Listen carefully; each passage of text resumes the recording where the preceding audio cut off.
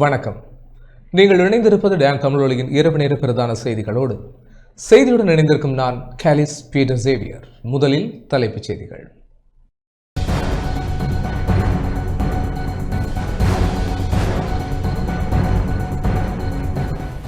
சர்வதேச நாணய நிதியத்தின் பிரதிநிதிகள் குழு இந்த மாத இறுதியில் இலங்கைக்கு விஜயம்.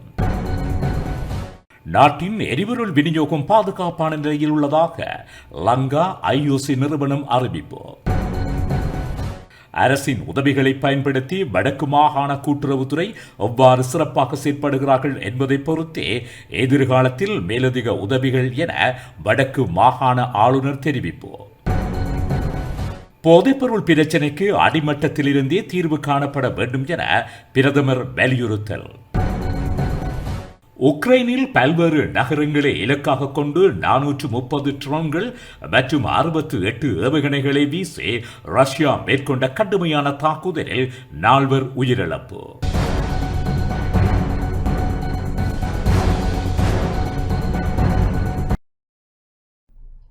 தொடர்வது முதன்மை செய்தி.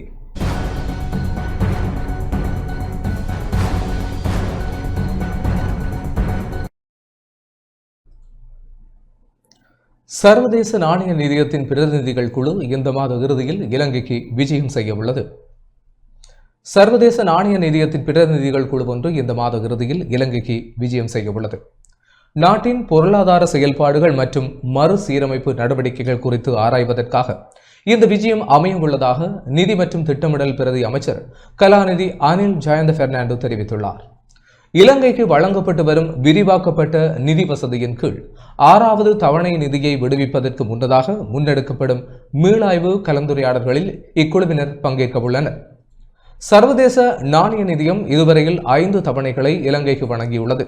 இந்த விஜயத்தின் போது சர்வதேச நாணய நிதியத்தினால் விதிக்கப்பட்ட நிபந்தனைகளுக்கு இணங்க அரசாங்கம் எடுத்துள்ள நடவடிக்கைகள் மற்றும் நாட்டின் பொருளாதார முன்னேற்றம் குறித்து விரிவாக மதிப்பாய்வு செய்யப்பட உள்ளது. இந்த மீளாய்வு நடவடிக்கைகளை தொடர்ந்து 6வது தவணை நிதியை விடுவிப்பது தொடர்பான அவசியமான ஒப்பந்தங்கள் எட்டப்படும் என கலாநிதி அனில் ஜயந்த பெர்னாண்டோ மேலும் குறிப்பிட்டுள்ளார்.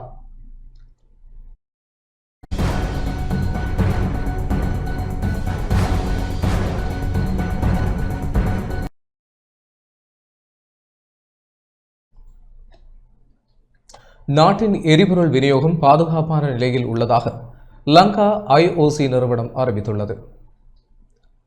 நாட்டின் எரிபொருள் விநியோகம் பாதுகாப்பான நிலையில் உள்ளதாக லங்கா ஐஓசி நிறுவனத்தின் முகாமைத்துவ பணிப்பாளர் கே ரகு இன்று பொதுமக்களுக்கு உறுதியளித்துள்ளார். தற்போதைய சூழ்நிலையில் நிலவும் சவால்களை ஒப்புக்கொண்ட அவர் எரிபொருள் விநியோக தொடரினை எவ்வித தடையுமின்றி பேணுவதற்கும் தேசிய எரிசக்தி பாதுகாப்பை உறுதிப்படுத்துவதற்கும் தமது நிறுவனம் அர்ப்பணிப்புடன் செயல்பட்டு வருவதாக தெரிவித்தார். எரிசக்தி தேவைகளை முறையாக நிர்வகிப்பதற்கும் நாடு முழுவதும் தொடர்ச்சியான விநியோகத்தை உறுதி செய்வதற்கும் எரிபொருள் நிறுவனங்களும் அரசாங்கமும் இணைந்து தேவையான நடவடிக்கைகளை முன்னெடுத்து வருவதாகவும் கே ரகு மேலும் குறிப்பிட்டார்.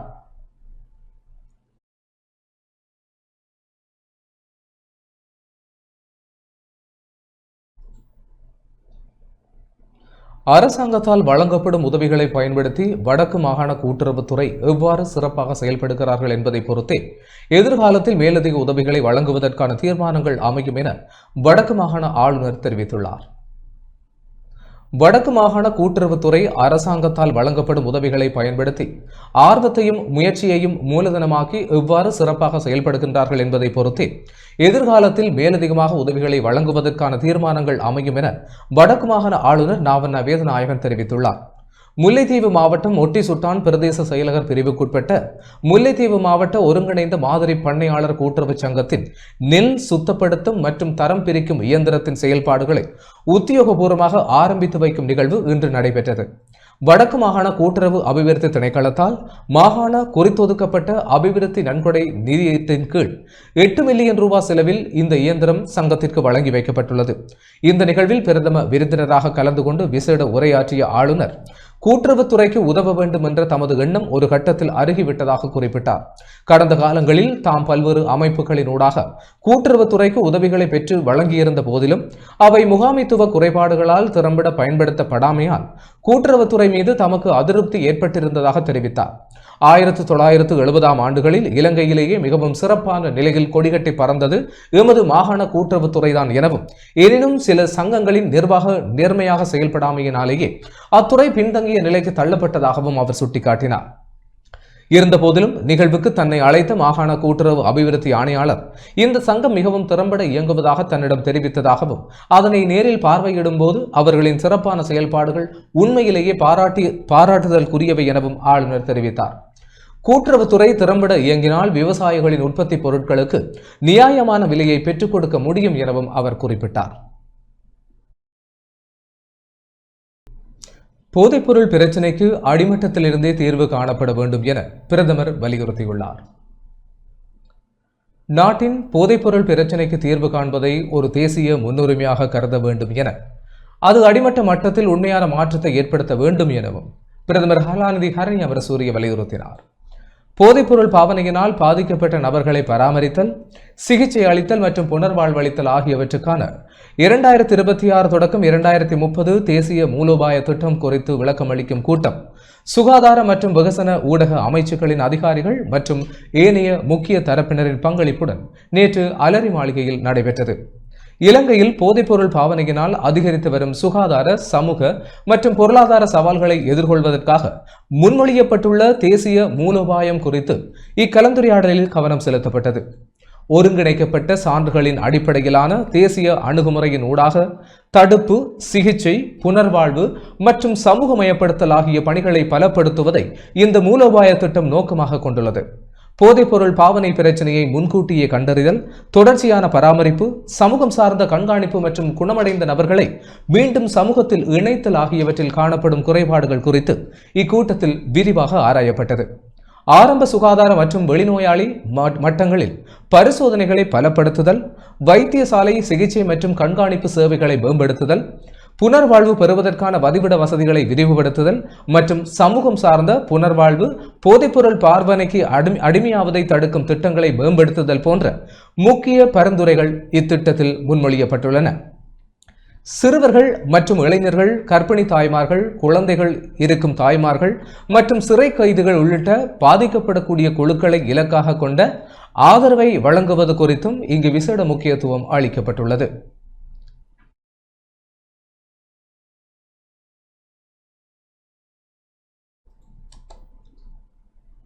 மரதகமுல அரிசி மொத்த விற்பனை நிலையத்திற்கு வர்த்தக வாணிப அமைச்சர் கண்காணிப்பு விஜயம் ஒன்றை மேற்கொண்டார்.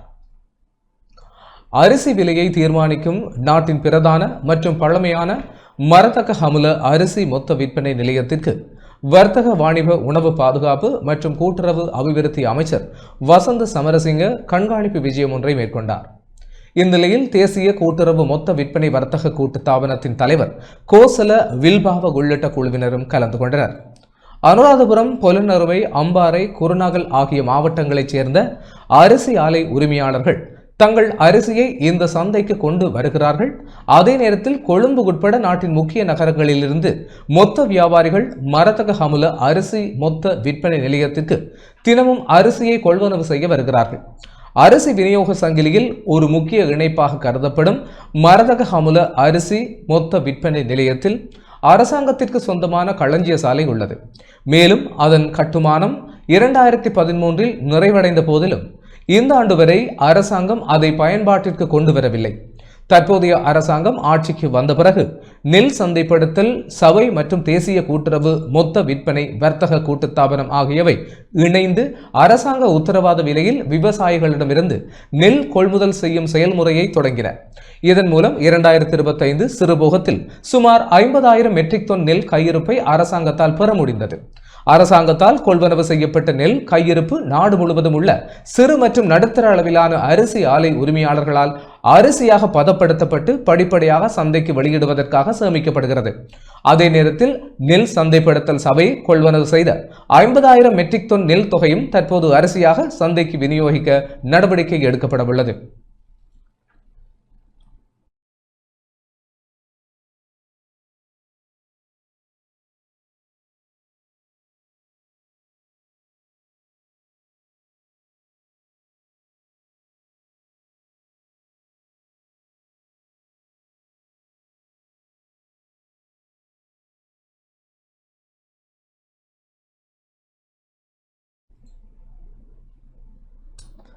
நாடு முழுவதும் ஒன்றாக எனும் தேசிய வேலை திட்டம் குறித்த கலந்துரையாடல் பதுளையில் இடம்பெற்றது.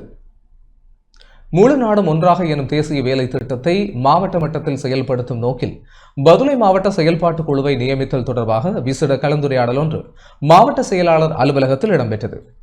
அமைச்சர் சமந்த வித்யாரத்ன, பிரதி அமைச்சர் சுனில் வட்டகல ஆகியோர் இந்த கூட்டத்தில் கலந்துரையாடலில் பங்கு பெற்றிருந்தார்கள். பதுளை மாவட்டத்தில் போதைப்பொருள் தடுப்பு தொடர்பாக முன்னெடுக்கப்படும் நடவடிக்கைகள், கைது சம்பவங்கள் தொடர்பில் விரிவாக கலந்துரையாடப்பட்டது. போதைப்பொருள் பிரச்சினைகளை எதிர்கொள்ளும் போது ஏற்படும் நடைமுறை சிக்கல்கள், எதிர்காலத்தில் முன்னெடுக்கப்படவுள்ள நடவடிக்கைகள் குறித்த விடயங்களை பிரதி அமைச்சர் முன்வைத்தார். அனைத்து மதங்களையும் பிரதிநிதித்துவப்படுத்தி ஆலோசனைகள் முன்வைக்கப்பட்டதுடன் போதைப்பொருள் இல்லாத பதுளையை உருவாக்குவதற்கான அனைத்து ஒத்துழைப்புகளை வழங்குவதாகவும் அதிகாரிகள் வலியுறுத்தினர். இந்த நிகழ்வில் நாடாளுமன்ற உறுப்பினர்களான சுதத் பல்லேகல்ல, ரவீந்திர பண்டார, அம்பிகா சாமுவேல், ஊவா மாகாண முதன்மை செயலாளர், பதுளை மாவட்ட செயலாளர், போலீஸ் பொறுப்பதிகாரிகள், பிரதேச செயலாளர்கள், அதிகாரிகள் என பலரும் கலந்து கொண்டமை குறிப்பிடத்தக்கது.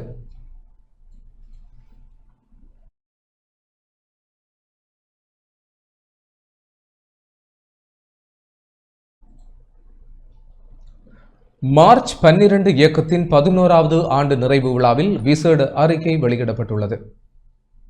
தேசிய ரீதியாக சம்பள கட்டமைப்பானது சட்ட திருத்தங்களூடாக இடம்பெற்ற போதும் இத்தோட்ட தொழிலாளர்களுக்கான நாட்கூலியானது அத்தகைய அடிப்படை கட்டமைப்பு சட்ட திருத்தங்களுக்கூடாக மேற்கொள்ளப்படாத போதும் அதிகரிக்கப்பட்டுள்ளது என பெப்ரல் மற்றும் மார்ச் 12 இயக்கத்தினால் முன்னெடுக்கப்படும் தேர்தல் வாக்குறுதிகள் நடைமுறைப்படுத்தல் கண்காணிப்பு அறிக்கையில் பட்டியலிடப்பட்டுள்ளது.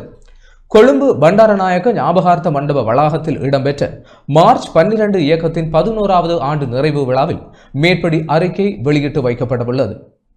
தேர்தல் வாக்குறுதிகள் நடைமுறைப்படுத்தலை கண்காணிப்பு செயல்முறையின் பிரதம ஆலோசகராக பணியாற்றும் முன்னாள் நாடாளுமன்ற உறுப்பினர் மயில்வாகனம் திலகராஜா தனது அறிக்கையிடலின் போது இதனை சுட்டிக்காட்டியுள்ளார். இது பற்றி அவர் தெரிவித்ததாவது: தேசிய மக்கள் சக்தி அரசாங்கம் நாட்டில் சம்பள கட்டமைப்பை மாற்றி அமைப்பதன் மூலம் அரசு தனியார் துறை ஊழியர்களுக்கு சம்பள அதிகரிப்பை வழங்க தனது தேர்தல் அறிக்கையில் உறுதியளித்துள்ளது. அத்தகைய கட்டமைப்பு மாற்றத்தை 2025ஆம் ஆண்டு சட்ட திருத்தங்கள் ஊடாக முன்னெடுத்ததன் அடிப்படையில் நாட்டில் அரசு தனியார் துறை ஊழியர்களுக்கான மாதாந்த சம்பள தொகை அதிகரிக்கப்பட்டுள்ளது. குறைந்தபட்ச கூலி சட்டமும் திருத்தப்பட்டு 380 ரூபாவில் இருந்து 1200 ரூபாய் வரை உயர்த்தப்பட்டுள்ளது. ஆனாலும் இந்த சட்ட திருத்தங்கள் எதிலுமே உள்வாங்கப்படாத நிலையில் தோட்ட தொழிலாளர்களின் நாட்கூலி 2026ஆம் ஆண்டுக்காக சமர்ப்பிக்கப்பட்ட வரவு செலவு திட்டத்தின் ஊடாக உயர்த்தப்பட்டுள்ளது. இந்த முறைமை சிக்கலானதும் விமர்சனத்துக்குரியதுமாகும் என்ற போதிலும் அரசாங்கம் தொகை அடிப்படையில் நாட்கூலி உயர்வை வழங்கி தேர்தல் வாக்குறுதியை நிறைவேற்றியுள்ளது என தெரிவித்தார். இந்த நிகழ்வில் அரசாங்கத்தின் சார்பில் கைத்தொழில் துறை பிரதி அமைச்சர் சத்துரங்க அபேசிங்க, எதிர்க்கட்சி நாடாளுமன்ற உறுப்பினரும் நாடாளுமன்ற அரச பொது நிதிக்குழுவின் தலைவருமான கலாநிதி ஹர்சடி சில்வா ஆகியோரும் கருத்து வழங்குநர்களாக பிரசன்னமாகியிருந்தனர்.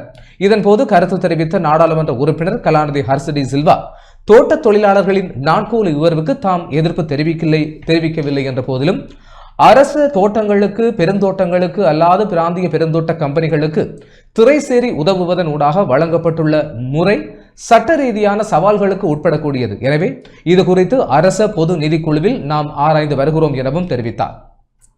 பிரதமரின் செயலாளர், ஜனாதிபதி செயலக உயரதிகாரிகள், அமைச்சு செயலாளர்கள், பாராளுமன்ற உறுப்பினர்கள், சிவில் சமூக பிரதிநிதிகள் என பலரும் கலந்து கொண்ட இந்த நிகழ்ச்சியை பெப்ரல் அமைப்பின் நிறைவேற்று பணிப்பாளர் ரோஹன ஹெட்டியாராய்ச்சி நெறிப்படுத்தியிருந்தார்.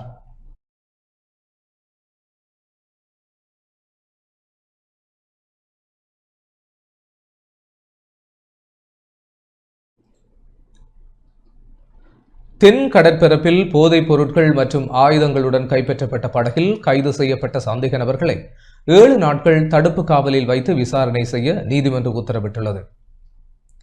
தென் கடற்பரப்பில் நெடுநாள் மீன்பிடி படகு ஒன்றிலிருந்து போதைப்பொருள் மற்றும் ஆயுதங்கள் மீட்கப்பட்ட சம்பவம் தொடர்பாக கைது செய்யப்பட்ட 10 சந்தேக நபர்களையும் புதுக்கடை நீதிவான் நீதிமன்றில் முன்னிலைப்படுத்திய பின்னர் அவர்களை 7 நாட்கள் தடுப்பு காவலில் வைத்து விசாரணை செய்ய உத்தரவிடப்பட்டுள்ளது.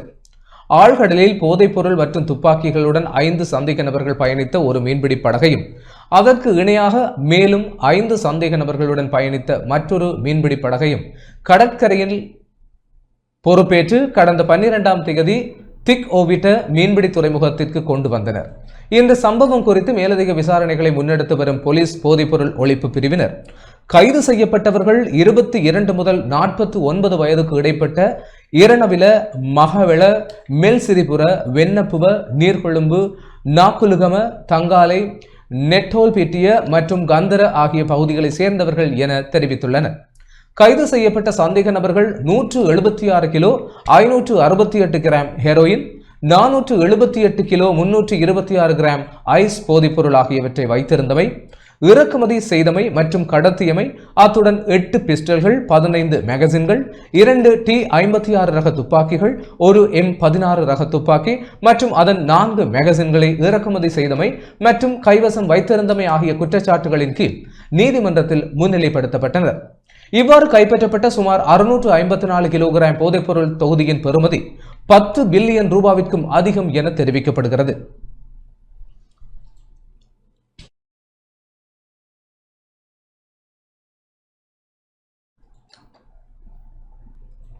மட்டக்களப்பு காத்தான்குடி கடற்கரையில் கரையொதுங்கிய மர்ம பொருள் தொடர்பில் கடற்படையினர் விசாரணைகளை முன்னெடுத்துள்ளனர். மட்டக்களப்பு காத்தான்குடி போலீஸ் பிரிவுக்குட்பட்ட காத்தான்குடி கடற்கரையில் மர்ம பொருள் ஒன்று கரை ஒதுங்கியுள்ளதாக போலீஸ் நிலைய பொறுப்பதிகாரி IP அழகுகோன் தெரிவித்துள்ளார். நேற்று மாலை குறித்த மர்ம பொருள் கரை ஒதுங்கியுள்ளது. சுமார் 25 அடி நீளமும் 4 அடி உயரமும் கொண்டதாக இந்த மர்ம பொருள் காணப்படுகிறது. கப்பல் தரை தட்டும் போது அதன் பாதுகாப்பிற்கு பயன்படும் தடுப்பு அணையாக இது இருக்கலாம் என சந்தேகிக்கப்படுகிறது. மர்ம பொருள் தொடர்பான விசாரணைகளை கடற்படையினர் மேற்கொண்டு வருகின்றனர். இதேவேளை இது அகற்றப்படாமல் காத்தான்குடி கடற்கரையில் காணப்படுவதால் அதனை பார்வையிட பொதுமக்கள் கூடி வருவதாக எமது பிராந்திய செய்தியாளர் குறிப்பிட்டார். இலங்கைக்கு தெற்கே ஈரானுக்கு சொந்தமான போர்க்கப்பல் ஒன்று அண்மையில் அமெரிக்க கடற்படையால் மூழ்கடிக்கப்பட்ட நிலையில் அக்கப்பலின் பாகங்கள் இலங்கையின் கரையோர பகுதிகளில் கரையொதுங்கி வருகின்றமையும் குறிப்பிடத்தக்கது.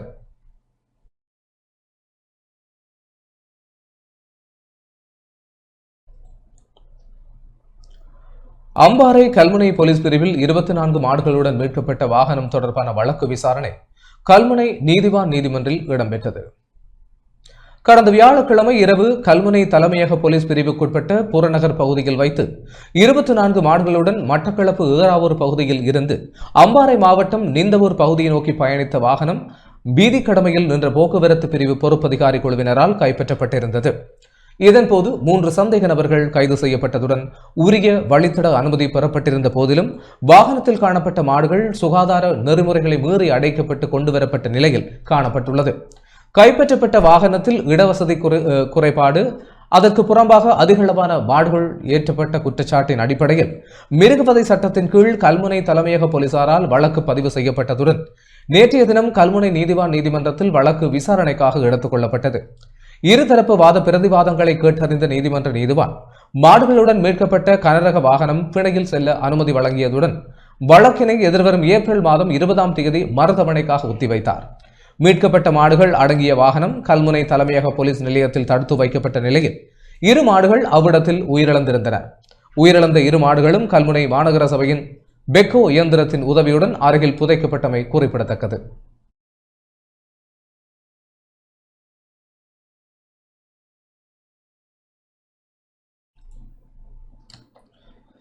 மட்டக்களப்பு கொக்கட்டிச்சோலை போலீஸ் பிரிவுக்குட்பட்ட பண்டாரியாவளி பகுதியில் கசிப்பு உற்பத்தி நிலையம் முற்றுகையிடப்பட்டது. மட்டக்களப்பு கொக்கட்டிச்சோலை போலீஸ் பிரிவுக்குட்பட்ட பண்டாரியாவளி பகுதியில் பாரிய அளவிலான கசிப்பு உற்பத்தி நிலையம் முற்றுகையிடப்பட்டது. பண்டாரியாவளி கண்ணாக்காடு பகுதியில் மிக இரகசியமான முறையில் கசிப்பு உற்பத்தி இடம்பெற்று வந்துள்ளது. கொக்கட்டிச்சோலை போலீசாருக்கு கிடைக்கப்பெற்ற இரகசிய தகவலின் அடிப்படையில் இந்த முற்றுகை முன்னெடுக்கப்பட்டுள்ளது. இதன்போது 4 பேரல்களில் இருந்து 8 லட்சம் மில்லிமீட்டர் கோடா மீட்கப்பட்டுள்ளதுடன் கசிப்பு காய்ச்சுவதற்காக உபகரணங்கள் மற்றும் கசிப்பு என்பனவும் கைப்பற்றப்பட்டன. முற்றுகையின் போது சந்தேக நபர்கள் தப்பிச் சென்றுள்ளதுடன் கைப்பற்றப்பட்ட பொருட்களை நீதிமன்றத்தில் சமர்ப்பிக்கவும் தப்பிச் சென்றவர்களை கைது செய்வதற்கான நடவடிக்கைகளை போலீசார் முன்னெடுத்து வருகின்றனர்.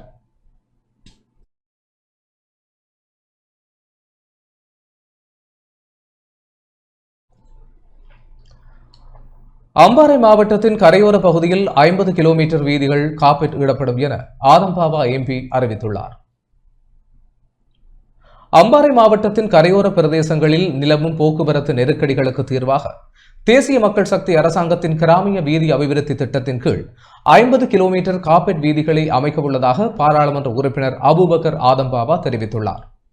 நாடாளுமன்ற உறுப்பினர் ஆதம்பாபா தெரிவித்துள்ளதாவது: அம்பாறை மாவட்ட கரையோர பகுதிகளில் ஒட்டுமொத்தமாக 50 கிலோமீட்டர் கார்பெட் வீதிகள் அமைப்பதே எமது இலக்காகும்.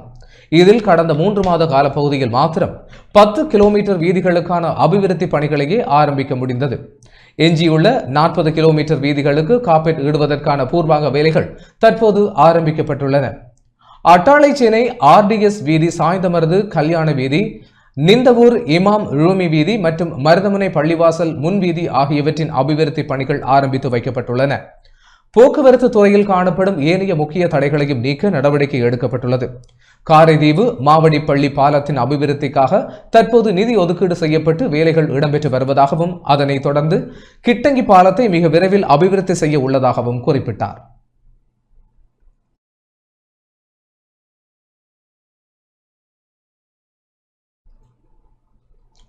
மட்டக்களப்பு மண்மனை மேற்கு பிரதேச செயலாளர் பிரிவில் பூரணப்படுத்தப்படாத வீட்டுத் திட்டங்களுக்கு நிதி வழங்க நடவடிக்கை எடுக்கப்பட்டுள்ளது.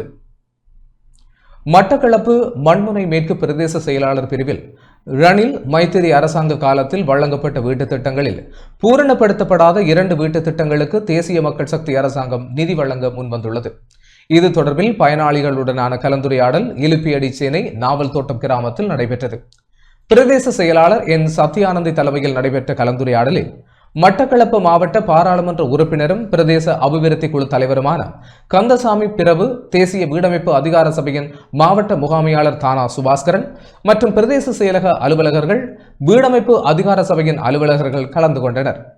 2019ஆம் ஆண்டு காலப்பகுதியில் மண்முனை மேற்கு பிரதேச செயலாளர் பிரிவில் 40 வீடமைப்பு திட்டங்கள் ஆரம்பிக்கப்பட்டு அனைத்து திட்டங்களும் மிகுதி பணம் வழங்காத காரணத்தினால் பூரணப்படுத்தப்படாத நிலையில் உள்ளன. தற்போது மகளவட்டாவான் மற்றும் நாவல் தோட்டம் ஆகிய கிராமங்களில் உள்ள 2 திட்டங்களிலும் சுமார் 50 வீடுகளுக்கு பாராளுமன்ற உறுப்பினர் கந்தசாமி பிரபுவின் முயற்சியால் நிதி வழங்கப்பட உள்ளது. இந்த திட்டத்தில் உள்வாங்கப்பட்ட ஒரு வீட்டுக்கு முன்னைய அரசாங்கம் 7,50,000 வழங்குவதாக கூறியிருந்தது. தற்போது 10 லட்சம் வழங்கப்பட உள்ளதாக தெரிவிக்கப்பட்டது. தேசிய வீடமைப்பு அதிகார சபையின் ஊடாக இவ்வீடமைப்புக்கான நிதி வழங்கப்பட உள்ளமை குறிப்பிடத்தக்கது.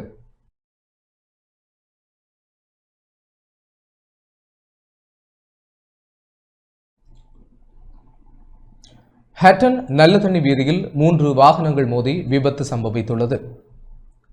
நுவரெலியா மாவட்டம் ஹட்டன் நல்லதண்ணி வீதியில் 3 வாகனங்கள் மோதி விபத்துக்குள்ளான சம்பவம் ஒன்று இடம்பெற்றுள்ளது. ஹட்டன் நல்லதண்ணி பிரதான வீதியில் இடம்பெற்ற இந்த சம்பவத்தில் முச்சக்கர வண்டி கடும் சேதமடைந்துள்ளதாக தெரியவருகிறது. நல்லதண்ணியில் இருந்து பயணித்த இலங்கை போக்குவரத்துக்கு சொந்தமான பேருந்து ஹட்டனில் இருந்து சென்ற முச்சக்கர வண்டி மற்றும் நிறுத்தப்பட்டிருந்த தனியார் பேருந்து ஒன்றுடனும் மோதியே விபத்துக்குள்ளானதாக தெரியவருகிறது. வேகத்தை கட்டுப்படுத்த முடியாத நிலையிலேயே இச்சம்பவம் இடம்பெற்றதாகவும், சம்பவத்தில் தெய்வாதீனமாக உயிர் சேதம் ஏதும் ஏற்படாத நிலையில் முச்சக்கர வண்டி கடும் சேதத்திற்கு உள்ளாகியுள்ளதாகவும் தெரிவிக்கும் ஹட்டன் போலீசார் மேலதிக விசாரணைகளை மேற்கொண்டு வருகின்றனர்.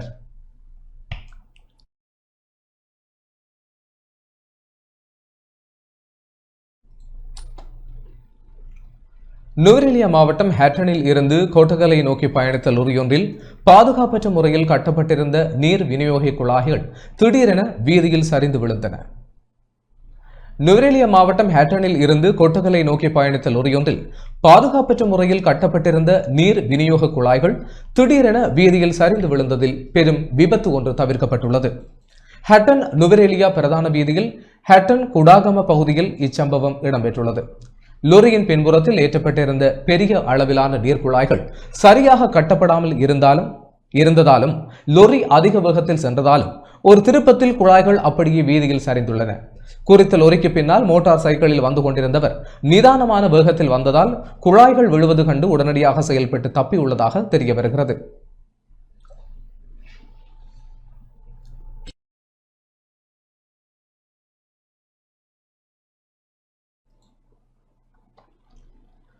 மட்டக்களப்பில் பெண்களின் உரிமையினை வலியுறுத்தி கவனஈர்ப்பு பேரணி நடைபெற்றது.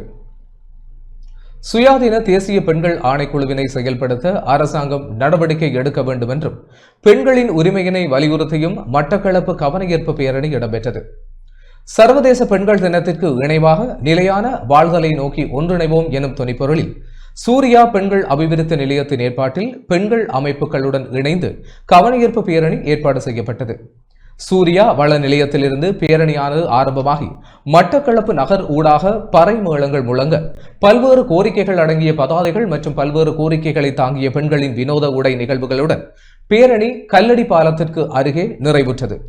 பெண்களின் பிரதிநிதித்துவம் தீர்மானம் எடுக்கும் மட்டத்தில் அவசியமானது. எல்லா சந்தர்ப்பத்திலும் ஒப்புதல் இன்றி உடலுறவு குற்றமே. அனைவருக்கும் குறைந்தபட்ச திருமண வயது 18 வேண்டும். வீட்டு வன்முறை வேண்டாம். நீதி கோரும் சகோதரிகளாக நாங்கள் ஒன்றிணைவோம் போன்ற ஸ்லோகங்களை பேரணியில் பங்கேற்றவர்கள் தாங்கியிருந்தனர்.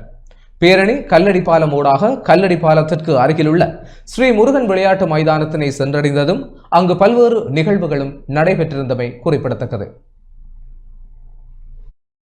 இன்றைக்கு வரைக்கும் பெண்களுக்கான பாரபட்சம், ஒடுக்குமுறை, சமத்துவமின்மை, வன்முறை இப்படியான விஷயங்கள் தொடர்ந்து போய்கொண்டுதான் இருக்கு. அப்போ நாங்கள் தொடர்ந்து எங்களோட கொண்டாட்டத்தோடு அந்த போராட்டத்தை நாங்கள் நடத்த வேண்டிய ஒரு நிலையில் இருக்கிறோம். இவ்வளோ கஷ்டத்தின் மத்தியில் தங்களுக்கு ஒரு நிம்மதியான வாழ்க்கை வாழ வேணும் என்பதன் ஆர்வத்துடன் இந்த இடத்திற்கு நடைபாவனையாக நாங்கள் வந்திருக்கிறோம். உலகின் பல இடங்களிலும் போர்களிலும் அநீதிகளாலும் பாதிக்கப்படும் மக்களுடன் நாங்கள் உடன் நிற்கின்றோம். எனவே நாங்கள் சூர்யா பெண்கள் அபிவிருத்தி நிலையமும் சக எங்கள் பெண்கள் அனைவருமாக ஒன்று கூடி இன்றைய நாளில் இந்த சர்வதேச பெண்கள் மகளிர் தினத்தை முன்னிட்டு இப்படியான கோரிக்கைகளை நாங்கள் முன்வைத்து இன்றைய நாளில் அம்பாறை கல்முனை வடக்கு ஆதார வைத்தியசாலையில் சர்வதேச மகளிர் தின நிகழ்வுகள் சிறப்பாக நடைபெற்றன. வைத்தியசாலையின் பணிப்பாளர் டாக்டர் சுகுணன் தலைமையில் பிரதி பணிப்பாளர் டாக்டர் தாஹிரா சபியுதீன் வழிகாட்டலில் நிகழ்வுகள் ஏற்பாடு செய்யப்பட்டன.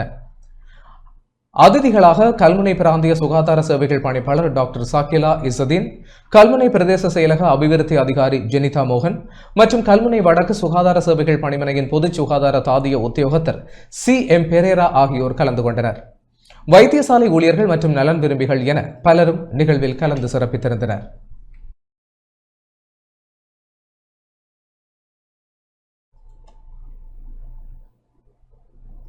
நுவரெலியா மாவட்டம் மஸ்கெலியாவில் வரையறுக்கப்பட்ட பல நோக்கு கூட்டுறவு சங்கத்தின் 55 வருட பூர்த்தியை முன்னிட்டு சர்வதேச மகளிர் தினத்தை முன்னிட்டு தொற்றா நோய்களுக்கான மருத்துவ முகாம் இரத்த தானமும் இடம்பெற்றது. மஸ்கெலியா பல நோக்கு கூட்டுறவு சங்க கட்டடத்தில் காலை 9 மணி முதல் மாலை 3 மணி வரை இடம்பெற்ற இந்த நிகழ்வு கூட்டுறவு சங்கத்தின் தலைவர் ரோஹன குமரஸ்ரீ தலைமையில் இடம்பெற்றது. மஸ்கெலியா பிரதேச பெண்களை முன்னிறுத்தி கிராமிய வங்கி வலையமைப்பின் ஏற்பாட்டில் இடம்பெற்ற இந்த நிகழ்வில் சுமார் 200 பேர் வரை கலந்து கொண்டு பயனடைந்தனர். நிகழ்வில் அதிதியாக மத்திய மாகாண சமூக அபிவிருத்தி அதிகாரி இமங்கல லசந்தர் மற்றும் கிராமிய வங்கி பலநோக்கு கூட்டுறவு சங்க அதிகாரிகள் என பலரும் கலந்து கொண்டனர். மருத்துவ முகாம் மற்றும் குருதி சேகரிக்கும் பணியில் மஸ்கெலியா மாவட்ட வைத்தியசாலை மற்றும் டிகோயா கிளங்கன் ஆதார வைத்தியசாலை வைத்தியர்களும் ஊழியர்களும் ஈடுபட்டிருந்தனர்.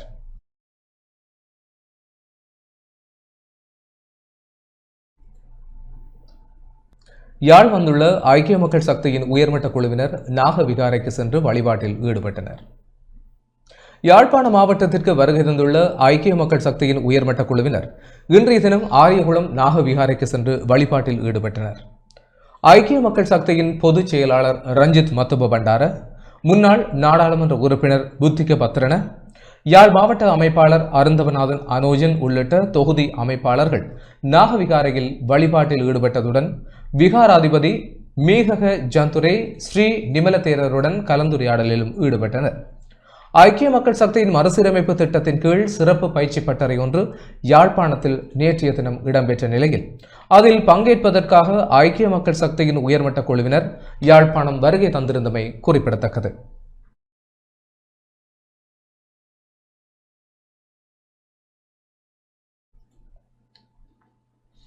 வெளிநாட்டு சுற்றுலா பயணிகளின் வருகை அதிகரித்துள்ளதாக இலங்கை சுற்றுலா அபிவிருத்தி அதிகார சபை தெரிவித்துள்ளது. ஜனவரி 1ஆம் தேதி முதல் மார்ச் 8ஆம் தேதி வரையான காலப்பகுதியில் மாத்திரம் 6,23,651 வெளிநாட்டு சுற்றுலா பயணிகள் இலங்கைக்கு வருகை தந்துள்ளதாக இலங்கை சுற்றுலா அபிவிருத்தி அதிகார சபை தெரிவித்துள்ளது. மார்ச் மாதத்தில் இதுவரையான காலப்பகுதியில் 66,996 சுற்றுலா பயணிகள் வருகை தந்திருந்தனர். இந்த நிலையில் நாளொன்றில் பதிவான அதிகூடிய சுற்றுலா பயணிகளின் வருகை மார்ச் 11ஆம் தேதி இடம்பெற்றுள்ளதோடு அன்றைய தினம் மாத்திரம் 6,509 சுற்றுலா பயணிகள் இலங்கைக்கு வருகை தந்துள்ளனர். மார்ச் 1ஆம் தேதி முதல் நாட்டுக்கு வருகை தந்த சுற்றுலா பயணிகளில் இந்திய பிரஜைகளே அதிகளவானோர் ஆவர். அவர்களின் எண்ணிக்கை 16,032 என பதிவாகியுள்ளது.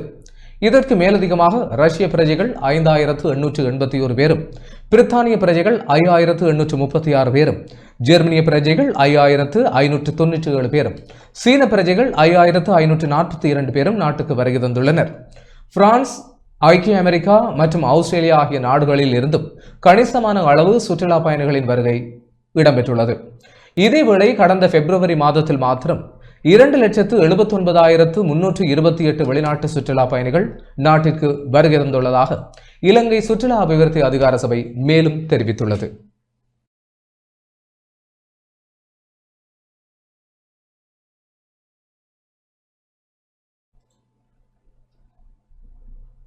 கண்டி இஎல் சேனநாயக்க வீதியில் அமைந்துள்ள மாணிக்கக்கல் விற்பனை செய்யும் வர்த்தக நிலையம் ஒன்றில் பகல் நேரத்தில் இடம்பெற்ற கொள்ளை சம்பவம் தொடர்பில் போலீசார் விசாரணைகளை முன்னெடுத்து வருகின்றனர்.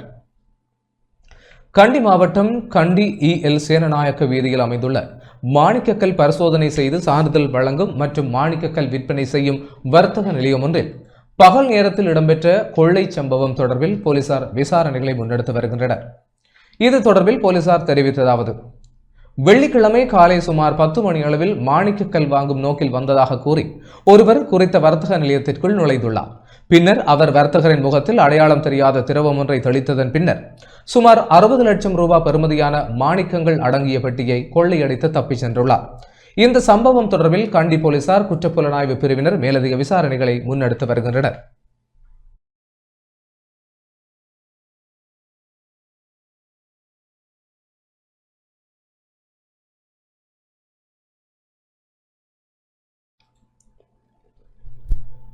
வடமாகாண சாரதி பயிற்சி நிலைய ஆசிரியர்களுக்கான விழிப்புணர்வு செயலமர்வு இன்று கிளிநொச்சியில் நடைபெற்றது.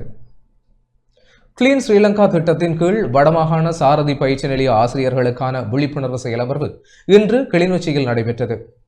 வீதி விபத்துகளால் பல உயிரிழப்புகள் மற்றும் அங்கங்கள் இழப்புகள் இடம்பெற்று வருகின்ற நிலையில் வடமாகாணத்தில் சாரதி பயிற்சி வழங்கும் ஆசிரியர்களுக்கான விழிப்புணர்வு செயலமர்வு ஒன்று கிளிநொச்சி மாவட்ட செயலகத்தின் திறன் விருத்தி மாநாட்டு மண்டபத்தில் நடைபெற்றது.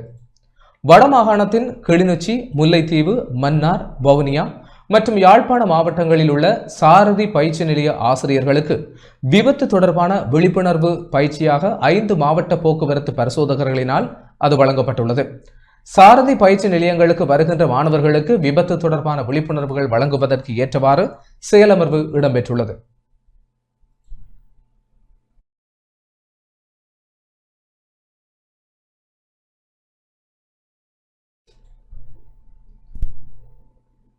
யாழ்ப்பாணம் வடமராட்சி புலோலியில் போதை ஒழிப்பு நடவடிக்கைக்கென குழு அமைக்கப்பட்டுள்ளது. ஜனாதிபதியின் முழு நாடுமே ஒன்றாக தேசிய செயல்பாட்டிற்கு இணைந்த வகையில் விஷ போதைப் பொருட்களை தடுப்பதற்கான கிராம மட்ட குழு ஒன்று இன்று யாழ்ப்பாணம் வடமராட்சி புலோலியில் அமைக்கப்பட்டுள்ளது. பருத்தித்துறை பிரதேச சபையின் புலோலி வட்டார உறுப்பினர் புலோலியூர் ரமணன் தலைமையில் இன்று இடம்பெற்ற நிகழ்வில் 6ஆம் வட்டாரமான புலோலி வட்டாரத்தின் J408 கிராமத்திற்கு உட்பட்ட பொது அமைப்புகளின் பிரதிநிதிகள், கிராம மக்கள், சமூக ஆர்வலர்கள் என பலரும் கலந்து கொண்டனர்.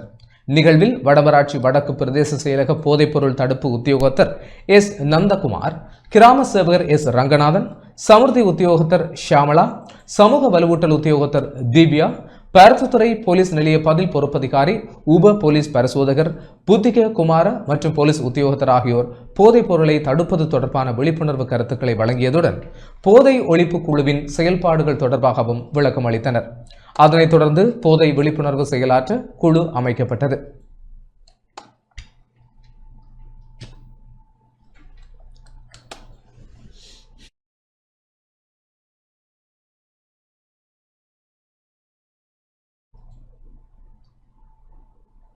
இலங்கையின் முக்கிய துறைமுகங்கள் மற்றும் சிவில் விமான போக்குவரத்து உட்கட்டமைப்பு வசதிகளை மேம்படுத்துவது தொடர்பில் அமெரிக்கா மற்றும் இலங்கைக்கு இடையில் கலந்துரையாடல் இடம்பெற்றுள்ளது.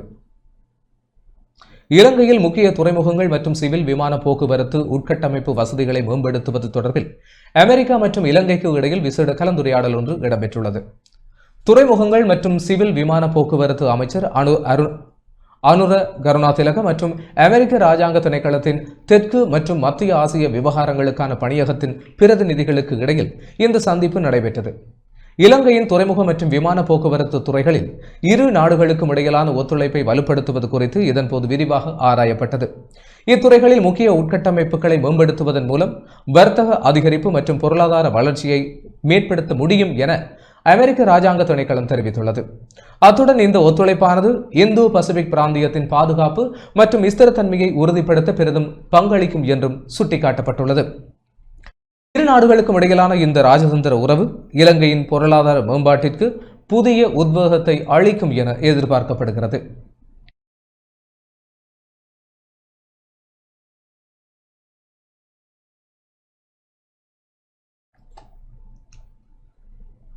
அரிசி மூலம் பெறப்படும் உப உற்பத்திகளின் மீதான கட்டுப்பாடுகளை தளர்த்துவது குறித்து அரசாங்கம் பரிசீலித்து வருவதாக அமைச்சர் KD லால்காந்த் தெரிவித்துள்ளார். அரிசி மூலம் பெறப்படும் உப உற்பத்திகளின் மீதான கட்டுப்பாடுகளை தளர்த்துவது குறித்து அரசாங்கம் பரிசீலித்து வருவதாக விவசாய அமைச்சர் KD லால்காந்த் தெரிவித்துள்ளார். மகாவலி நீர் முகாமைத்துவ குழு கூட்டத்தில் கலந்து கொண்டு உரையாற்றும் போதே அவர் இதனை தெரிவித்தார். இலங்கையின் சோள தேவையில் 50% உள்நாட்டில் உற்பத்தி செய்யப்படுவதாகவும் எஞ்சிய பகுதி இறக்குமதி செய்யப்படுவதாகவும் சுட்டிக்காட்டிய அமைச்சர், சோள செய்கைக்கு போதிய நிலப்பரப்பு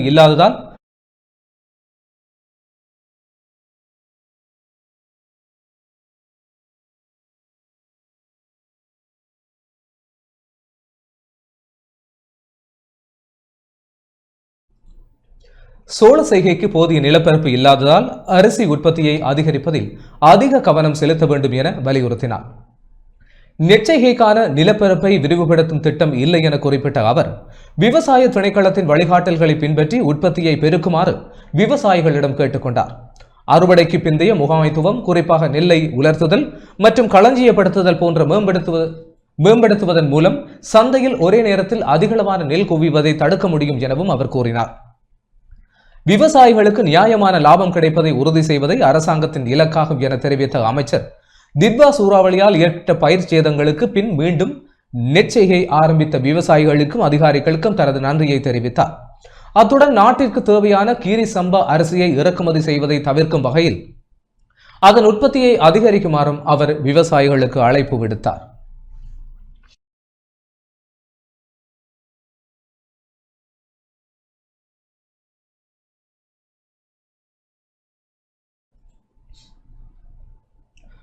கிரிப்டோ கரன்சி பரிமாற்றங்களூடாக இலங்கையிலிருந்து பெருமளவிலான வெளிநாட்டு அந்நிய செலாவணி சட்டவிரோதமாக வெளிநாடுகளுக்கு கடத்தப்படுவது குறித்து கொழும்பு பிரதம நீதிவான் கவலை வெளியிட்டுள்ளார். கிரிப்டோ கரன்சி பரிமாற்றங்களூடாக இலங்கையிலிருந்து பெருமளவிலான வெளிநாட்டு அந்நிய செலாவணி சட்டவிரோதமாக வெளிநாடுகளுக்கு கடத்தப்படுவது குறித்து கொழும்பு பிரதம நீதிவான் அசங்க போதரகம கவலை வெளியிட்டுள்ளார். வெளிநாட்டு செலாவணி சட்டத்தில் உள்ள ஓட்டைகளை பயன்படுத்தி மத்திய வங்கியின் அனுமதியின்றி நவீன தொழில்நுட்பமூடாக இத்தகைய மோசடிகள் முன்னெடுக்கப்படுவதாக அவர் சுட்டிக்காட்டினார். பிரபல தனியார் வங்கியொன்றில் நிதிசார் தளமூடாக சுமார் 29 கோடி ரூபாய் நிதி மோசடி செய்யப்பட்டமை தொடர்பான வழக்கு நேற்று விசாரணைக்கு எடுத்துக் கொள்ளப்பட்ட போதே நீதிவான் இந்த அவதானிப்புகளை முன்வைத்தார். இவ்வாறான நிதி மோசடிகள் தொடர்பில் போதிய விழிப்புணர்வு இல்லாத காரணத்தினால் பொதுமக்கள் ஏமாற்றப்படுவதாகவும் இது தொடர்பான விசாரணைகள் வெறும் நீதிமன்ற நடவடிக்கைகளுடன் மட்டும் நின்றுவிடக்கூடாது எனவும் அவர் வலியுறுத்தினார். இந்த விவகாரத்தில் மத்திய வங்கி மற்றும் புலனாய்வு திணைக்களம் ஒன்றிணைந்து பொதுமக்களுக்கு விழிப்புணர்வை ஏற்படுத்த வேண்டும் என்றும் இத்தகைய நிதி கசிவுகளை தடுக்க முறையான பொறிமுறையை அறிமுகப்படுத்த வேண்டும் என்றும் அவர் உத்தரவிட்டார். அத்துடன் காணாமல் போன 29 கோடி ரூபாய் தொடர்பான விசாரணைகளை விரைவுபடுத்தி அறிக்கை சமர்ப்பிக்குமாறு குற்றப்புலனாய்வு திணைக்களத்திற்கு நீதிவான் கட்டளையிட்டார். 19 சந்தேக நபர்கள் பிணையில் விடுவிக்கப்பட்டுள்ள இந்த வழக்கு மீண்டும் மே மாதம் 15ஆம் தேதி விசாரணைக்கு எடுத்துக் கொள்ளப்பட உள்ளது.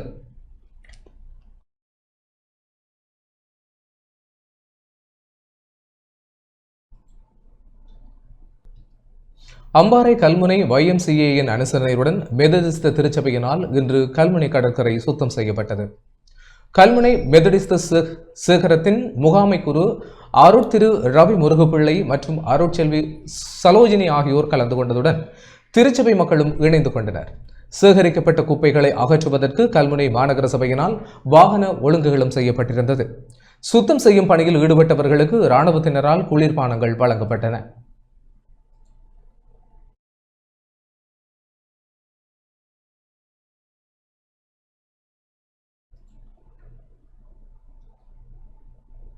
யாழ்ப்பாணம் சண்டிலிப்பாய் வடக்கு உலகாவளை ஞானவைரவர் சனசமூக நிலையத்தின் 17வது ஆண்டு விழா சிறப்பாக நடைபெற்றது.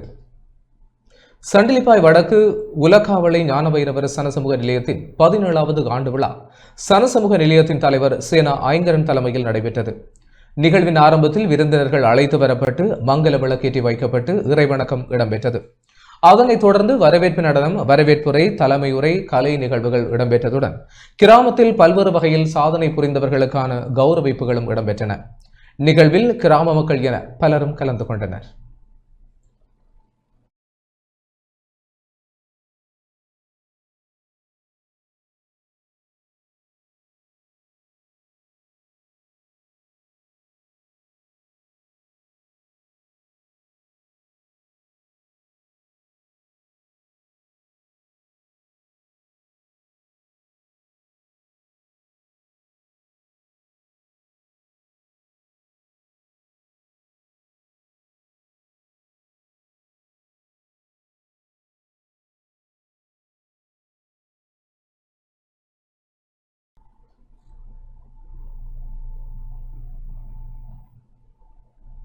தொடர்வது வெளிநாட்டுச் செய்திகள்.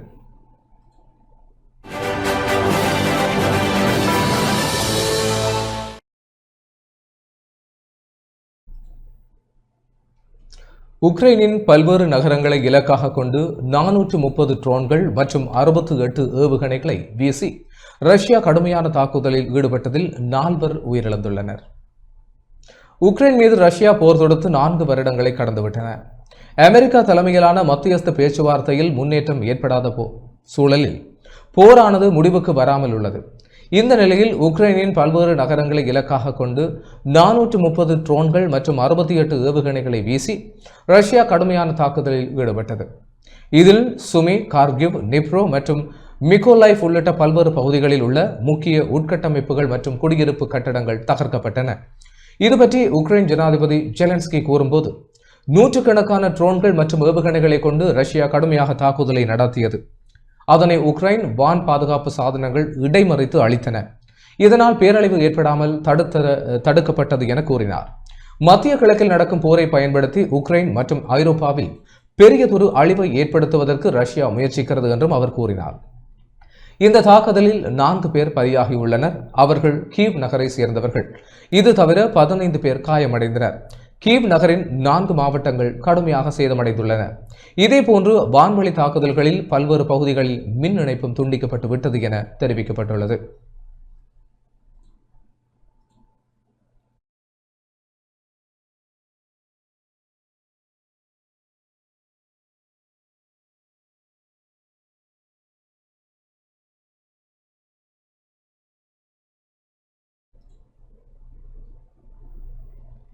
தொடர்வது விளையாட்டுச் செய்திகள்.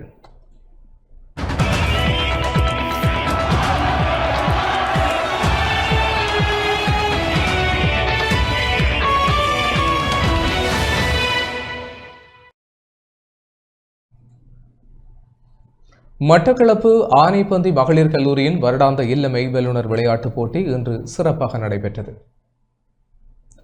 மட்டக்களப்பு கல்வி வலயத்திற்குட்பட்ட ஆனைப்பந்தி மகளிர் கல்லூரியின் வருடாந்த இல்ல மெய்வல்லுநர் விளையாட்டுப் போட்டி கல்லூரி அதிபர் SD முரளிதரன் தலைமையில் வெபர் மைதானத்தில் இன்று சிறப்பாக நடைபெற்றது.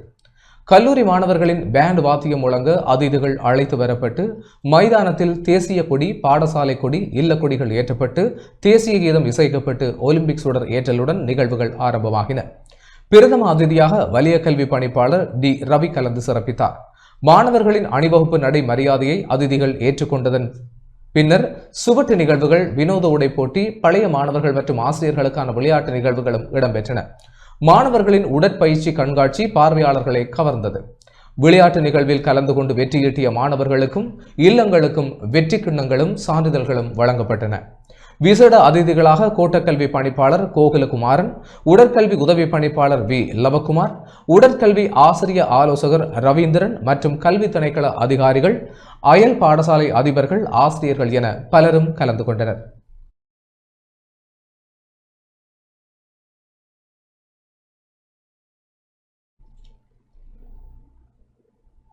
யாழ்ப்பாணம் சித்தங்கேணி ஸ்ரீ கணேசா வித்தியாலய இல்ல மெய்வல்லுநர் விளையாட்டுப் போட்டி பாடசாலை அதிபர் தலைமையில் நடைபெற்றது. யாழ்ப்பாணம் சித்தங்கேணி ஸ்ரீ கணேசா வித்தியாலயத்தின் வருடாந்த இல்ல மெய்வல்லுநர் விளையாட்டுப் போட்டி பாடசாலை அதிபர் கலைவாணி அருள்மாறன் தலைமையில் நேற்று மாலை பாடசாலை மைதானத்தில் நடைபெற்றது. விருந்தினர்கள் மாலை அணிவித்து மைதானத்திற்கு அழைத்து வரப்பட்டதை தொடர்ந்து மங்கள விளக்கேற்றல், இறை வணக்கம் என்பன இடம்பெற்றன. பின்னர் கொடிகள் ஏற்றி வைக்கப்பட்டு ஒலிம்பிக் தீபம் ஏற்றி வைக்கப்பட்டு அணிநடை இடம்பெற்றது. அதனைத் தொடர்ந்து விளையாட்டுப் போட்டிகள் இடம்பெற்றிருந்தன. போட்டிகளில் வெற்றி பெற்ற மாணவர்களுக்கான பரிசில்களை விருந்தினர்கள் வழங்கி வைத்தனர். நடைபெற்ற இந்த நிகழ்வில் பிரதம அதிதியாக வலிகாமம் கல்வி வலய பணிப்பாளர் யமுனா ராஜசீலனும், சிறப்பு விருந்தினராக வலிகாமம் கல்வி வலய ஆசிரிய ஆலோசகர் செல்வராணி தினேசும், கௌரவ விருந்தினராக பாடசாலை நலன் விரும்பியான கங்கரநாதன் ஜனகனும் கலந்து சிறப்பித்ததுடன் ஆசிரியர்கள், அயல் பாடசாலை அதிபர்கள், ஆசிரியர்கள், மாணவர்கள், பழைய மாணவர்கள், கல்விசாரா ஊழியர்கள் என பலரும் கலந்து கொண்டிருந்தனர்.